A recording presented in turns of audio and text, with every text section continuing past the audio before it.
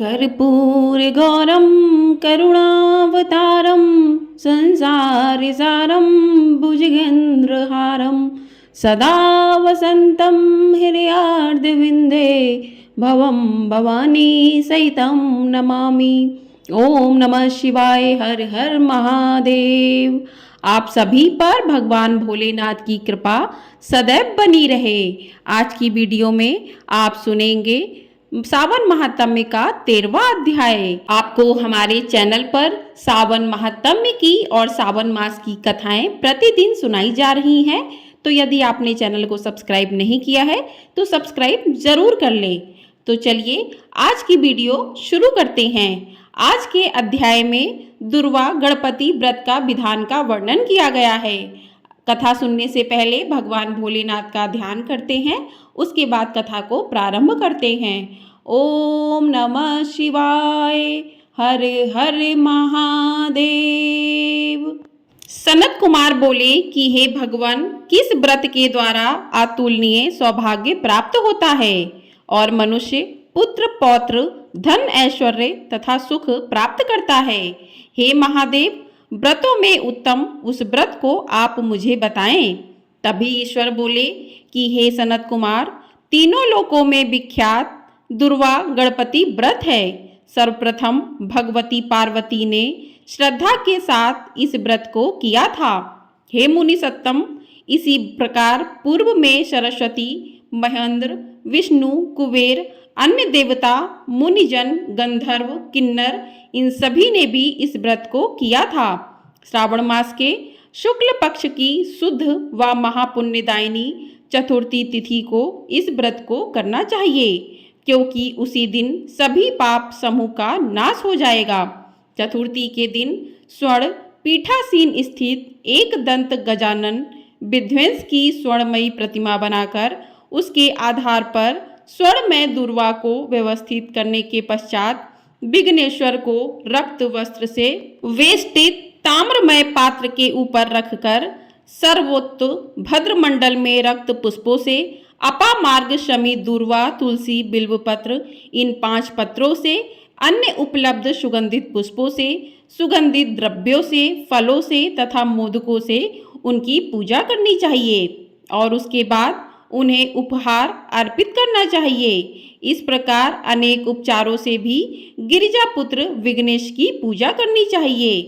सुवर्ण निर्मित इस प्रतिमा में मैं विघ्नेश का आवाहन करता हूँ, इस प्रकार से कहते हुए कृपानिधि पधारें। इस सुवर्ण में सर्वोत्तम रत्न जटित सिंहासन को मैंने आसन के लिए प्रदान किया है, इसलिए विश्व के स्वामी इसे आप स्वीकार करें।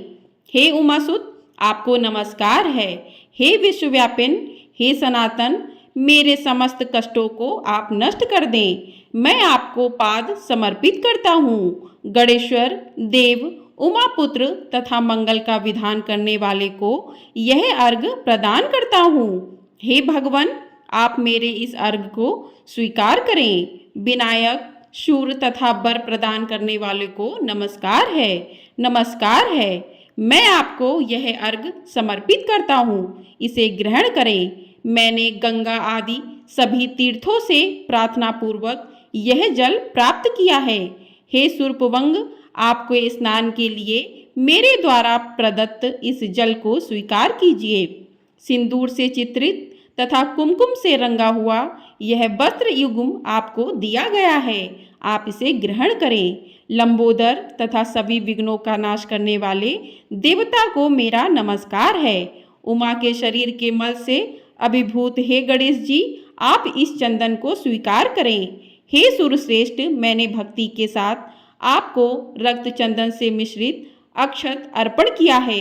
हे सुरसत्तम, आप इसे स्वीकार करें।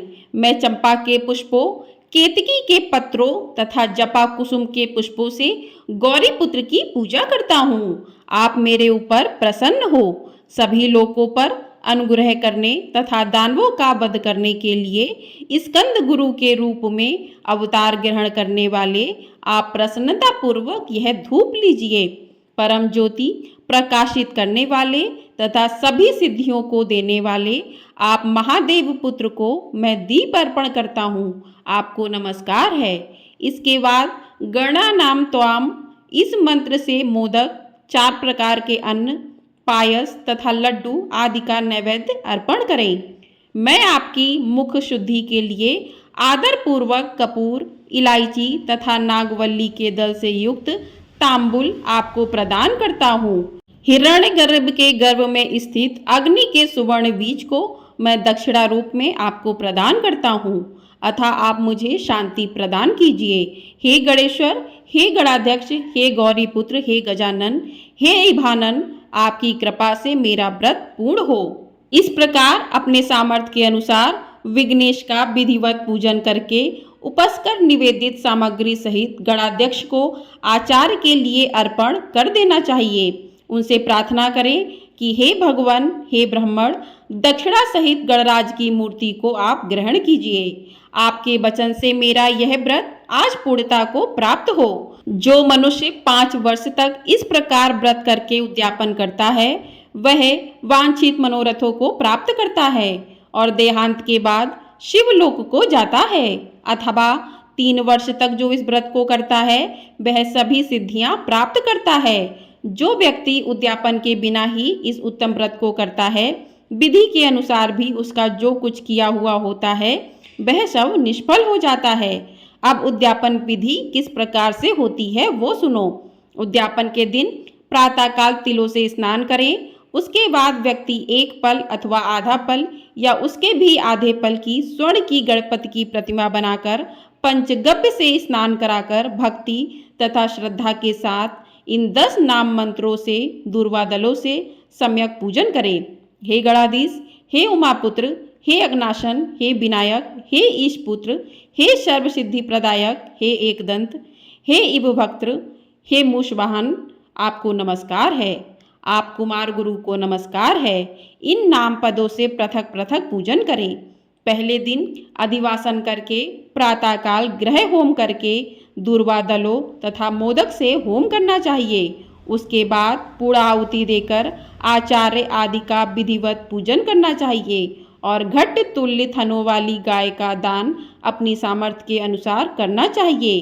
हे वत्स, इस प्रकार व्रत करने पर मनुष्य सभी मनोरथों को प्राप्त कर लेता है। हे सनत कुमार, अपने प्रिय पुत्र गणेश के व्रत करने से संतुष्ट होकर मैं उस मनुष्य को पृथ्वी पर सभी सुख प्रदान करके अंत में उसे संतति देता हूँ। जैसे दूर्वा अपनी शाखा प्रशाखाओं के द्वारा वृद्धि को प्राप्त होती है, उसी प्रकार उस मनुष्य की पुत्र पौत्र आदि संतति निरंतर बढ़ती रहती है।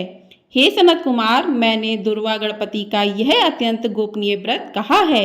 सुख चाहने वाले को इस सर्वोत्कृष्ट व्रत को अवश्य करना चाहिए। बोलिए हर हर महादेव, जय श्री गणेशाय नमः। इस प्रकार श्री स्कंद पुराण के अंतर्गत ईश्वर सनत कुमार संवाद में श्रावण मास महात्म्य में दूर्वा गणपति व्रत कथन नामक 13वां अध्याय पूर्ण हुआ। बोलिए हर हर महादेव, जय श्री गणेशाय नमः। ओम गण गणपते नमः। जय माँ पार्वती की जय। तो इस प्रकार से अध्याय पूर्ण होता है। आइए अब जानते हैं कि भगवान शिव द्वारा 7 सिद्धांतों का वर्णन किस प्रकार से किया गया है। शास्त्रों में भगवान शिव को सृष्टि के विनाशक के तौर पर दर्शाया गया है, लेकिन साथ ही यह भी बताया गया कि स्वयं शिव ही एक नया आरंभ कर सकते हैं। महादेव द्वारा बताए गए कर्म के इन 7 सिद्धांतों का ध्यान रखने से व्यक्ति के जीवन में आने वाली हर विपदा का सामना कर सकता है। पहला सिद्धांत है, क्यों नहीं देना चाहिए झूठ का साथ। भगवान शिव कहते हैं कि कभी भी झूठ का साथ नहीं देना चाहिए। इंसान पूरी जिंदगी में ये सोचकर झूठ कपट और धोखेबाजी का साथ देता है कि इससे कभी कोई हानि नहीं होगी, क्योंकि भगवान शिव ने खुद कहा है कि अंत में इन सभी कर्मों की भरपाई करनी पड़ती है। झूठ और कपट के साथ केवल छोटी मोटी लड़ाई ही जीती जा सकती हैं, लेकिन जीवन के बड़े युद्ध जीतने के लिए सत्य ही काम आता है। इसलिए हमेशा न्याय का साथ दें। दूसरा सिद्धांत है, कैसे करें ब्रह्म ज्ञान की खोज। इस विश्व में हर व्यक्ति को पूरा ज्ञान नहीं है, लेकिन सभी के पास किसी न किसी चीज का ज्ञान है। भगवान शिव के अनुसार ब्रह्म ज्ञान की खोज के लिए हमें अपने भीतर ही उसकी तलाश करनी चाहिए। ये हमें कहीं बाहर से प्राप्त नहीं हो सकता। तीसरा सिद्धांत है, क्या है ब्रह्म? भोलेनाथ ने अपने कर्म के सिद्धांत में इस बात का भी वर्णन किया है कि यदि किसी व्यक्ति की खुशियां किसी भौतिक पदार्थ से जुड़ी हैं तो वह खुशी उस व्यक्ति के लिए एक भ्रम है, क्योंकि वह वस्तु नश्वर है जिसका अंत होना निश्चित है। इसलिए व्यक्ति को भौतिक आकर्षण से बच के रहना चाहिए। चौथा सिद्धांत है, कहाँ ढूंढे वास्तविक खुशी? व्यक्ति हर काम अपनी या अपने परिवार की खुशी के लिए करता है। वास्तविक खुशी को किसी सीमा में बांधकर नहीं रखा जा सकता। महादेव के अनुसार खुशी मस्तिष्क की वह स्थिति है जब व्यक्ति आंतरिक रूप से संतुष्ट और प्रसन्न होता है। इसलिए खुशी की तलाश भी स्वयं के भीतर ही की जा सकती है, ना कि बाहर। पांचवा सिद्धांत है, पानी से सीखें ये गुण। भगवान शिव ने अपने कर्म के पांचवें सिद्धांत में कहा कि व्यक्ति को पानी की तरह निराकार रहना चाहिए। पानी को किसी भी बर्तन में डाला जाए तो वह उसी का आकार ले लेता है। अगर व्यक्ति पानी का यह गुण को अपना लेता है तो वह अपने आप को किसी भी परिस्थिति के अनुसार ढाल सकता है। इससे आपकी खुशियां भी क्षणभंगुर नहीं होंगी। छठवां सिद्धांत है, कैसे करें इंद्रियों का प्रयोग?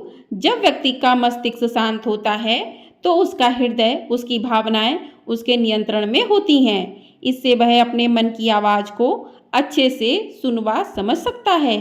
जब व्यक्ति की इंद्रियां उसके वश में रहेंगी तभी वह उनका अपने अनुसार प्रयोग कर पाएगा। सातवां सिद्धांत है और आखिरी सिद्धांत है कि भगवान शिव द्वारा बताया गया कर्म का यह आखिरी सिद्धांत है। सबसे महत्वपूर्ण मनुष्य जीवन का वास्तविक उद्देश्य उसी परम सत्ता में विलीन हो जाना है जहाँ से उसकी उत्पत्ति हुई थी, अर्थात ईश्वर में। यह तभी संभव है जब सभी सिद्धांतों का जीवन में अनुसरण किया जाए। तो इस प्रकार से भगवान शिव ने कर्म के 7 सिद्धांत बताए हैं। जो भी व्यक्ति कर्म के इन 7 सिद्धांतों का पालन करता है वह जीवन के हर सुख को भोगकर अंत में मोक्ष को प्राप्त करता है और व्यक्ति के जीवन की सभी विपदाएं मिटकर उसे सुख की अनुभूति होती है। जिस प्रकार से भगवान शिव कहते हैं कि व्यक्ति को अगर कुछ ढूंढना है तो वो अपने अंदर ही ढूंढे। उसके अंदर की खुशी जितनी उसको खुशी दे सकती है वो बाहर की खुशी नहीं दे सकती हैं। तो इस प्रकार से आपको ब्रह्म को भी ढूंढना है तो आपके अंदर ही भगवान है, आपको बस उनको जानने की देर है। तो आप अपने अंतर मन को जगाइए और भगवान में लीन हो जाइए, क्योंकि भगवान का भजन करने से ही मनुष्य की सभी मनोकामनाएं पूर्ण होती हैं और मनुष्य इस लोक का सुख भोग कर अंत में महादेव की शरण में जाता है। हर हर महादेव, ओम नमः शिवाय। आप सभी को ये वीडियो पसंद आई हो तो वीडियो को लाइक, शेयर और चैनल को सब्सक्राइब जरूर कर दीजिएगा। आपको हमारे चैनल पर प्रतिदिन सावन की कथाएं सुनाई जा रही हैं तो चैनल को सब्सक्राइब जरूर कर दीजिएगा। और आपको हमारे चैनल पर हरियाली अमावस्या की कथा भी सुनने को मिलेगी। तो चैनल को ढेर सारा प्यार जरूर दीजिएगा और वीडियो को लाइक जरूर कर दीजिएगा। कमेंट बॉक्स में हर हर महादेव अवश्य लिखिएगा। हर हर महादेव।